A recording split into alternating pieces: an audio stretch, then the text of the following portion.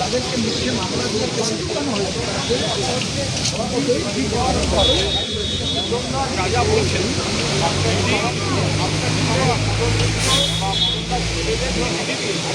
তারপরও দিতে পারে। ফলে মদনদাকে এখন ওদিকে ভালো থাকতে গেলে, ভালো সাজতে গেলে, ওপাশে যাতে বৌদিদের উপর কোনো সমস্যা না আসে, তো মদনদা তো চিঠিটা আসার আগে পর্যন্ত এক কথা বলেছেন, চিঠিটা আসার পরে এটা আমরা ওইসব আমরা ধরেই নিচ্ছি। ইডি করছি, তার সঙ্গে যে অ্যানেক্সারটা থাকে, ওই অ্যানেক্সারটা হচ্ছে মদনদার এখনকার চেষ্টা।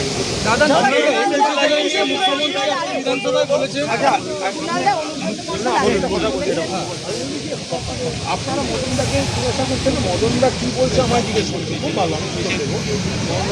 মদনদাকে জিজ্ঞেস করছেন না একটা ইডি চিঠিতে কী করে একটা নেতার গোটা স্টেটমেন্ট পাল্টে যেতে পারে, এটা জিজ্ঞেস করছেন না? সেটা আগে জিজ্ঞেস করুন, তারপর তো উত্তর দেবো। আরে একজন বলছে তো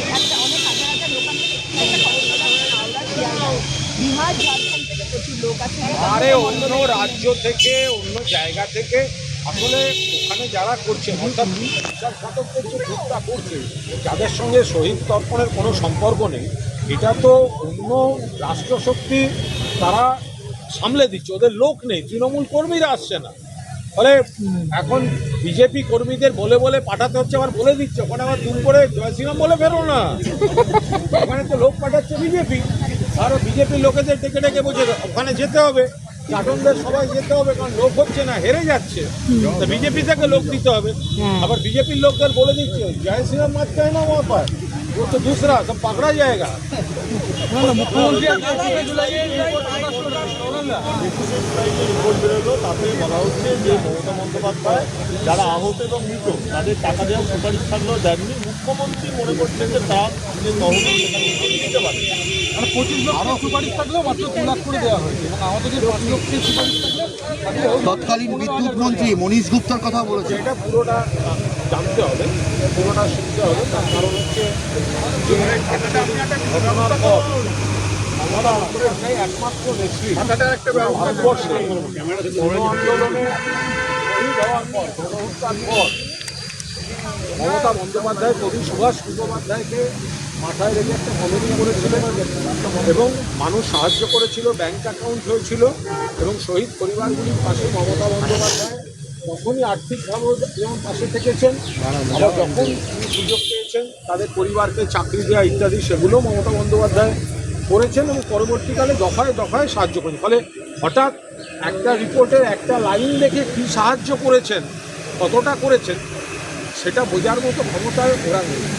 শহীদ পরিবারকে তিনি বলছেন তারা যদি নতুন করে এফআইআর করতে চান, যদি শহীদ পরিবাররা নতুন করে এফআইআর করেন, এটা তো যেমন মানে যদি পুরো সব কেস খোলা হয়, তাহলে সবার আগে ধর্ষণে অভিযুক্ত বালিশ চাটা ঋতুকে কেন অ্যারেস্ট করছেন না শুভেন্দুবাবু? সেটা আগে করুন না। ধর্ষণে অভিযুক্ত বালিশ চাটা ঋতু, কয়েকদিন আগে তো যখন শুভেন্দুবাবুকে ঋতু নিয়ে সাংবাদিকরা প্রশ্ন করেছিল, শুভেন্দু তো জিপটি বার করে দিয়েছিলেন স্যার। তো এখন তো তারপরে যদি এত পুরনো ফাইল খোলার এত ইচ্ছা হয় 100 বার খুলুন, কিন্তু তাহলে বালুরঘাটের যে মেয়েটি ঋতুর বিরুদ্ধে কমপ্লেন করেছিল এবং টাকা দিয়ে মুখ বন্ধ করা হয়েছিল, ব্যাংক ট্রানজাকশান আছে, তাহলে ঋতুকে আবার অবিলম্বে আগে অ্যারেস্ট করো, তারপর বড় বড় কথা হোক।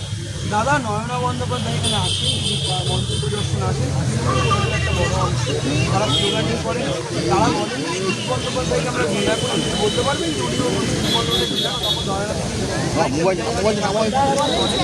সুদীপের দায়িত্ব আমি প্রশ্ন করতেও দিল্লি গিয়ে বলি এই পুরো বিষয়টা নিয়ে কোথায় আমি এই বিষয়টা নিয়ে কোনো বিষয় বলবো না, কোনো অবস্থাতেই বলবো না। কারণ হচ্ছে আপনারা বারবার বলছি যেটা, আপনারা এত সুদীপ নয়না এত প্রশ্ন করেন, কিন্তু একটা বিষয় সুদীপ বন্দ্যোপাধ্যায়কে জিজ্ঞাসা করতে পারছেন না। আমি তো আবার বলছি, কয়েকদিন আগে মমতা বন্দ্যোপাধ্যায়কে হোয়াটসঅ্যাপ পাঠিয়েছিলেন সুদীপ বন্দ্যোপাধ্যায়, হোয়াটসঅ্যাপ পাঠিয়ে বলেছিলেন আমার নিজের গাড়িটা পুরনো হয়ে গেছে, গাড়ি কিনতে চাই, পার্টির অ্যাকাউন্ট থেকে টাকা দেওয়া হবে। তো সেটা মমতা ব্যানার্জি দেননি, পার্টির অ্যাকাউন্ট থেকে তো এইভাবে দেওয়াই যায়, তাহলে এটার গাড়ি কেনার জন্য। এবং তারপর উনি যেসব পার্টিতে ঘুরে বেড়াচ্ছেন, নেতাদের সঙ্গে ঘুরে বেড়াচ্ছেন, সেখানে গাড়ির টাকার জন্য যাচ্ছেন কিনা সে তো আমরা বলতে পারবো না। কিন্তু আপনারা একবার সুদীপ ব্যানার্জিকে জিজ্ঞাসা করুন যে নির্লজ্জ বেহায়া যে মমতা ব্যানার্জির কাছে গাড়ি কেনার টাকা চেয়েছিলে, তো সেটা তুমি একটু সকলের সামনে বলতে পারছো না? দাদা 2009-এর পর কংগ্রেস আবার শহীদ মিনারে প্রকাশ্যে শহীদ স্মরণ পালন করছে।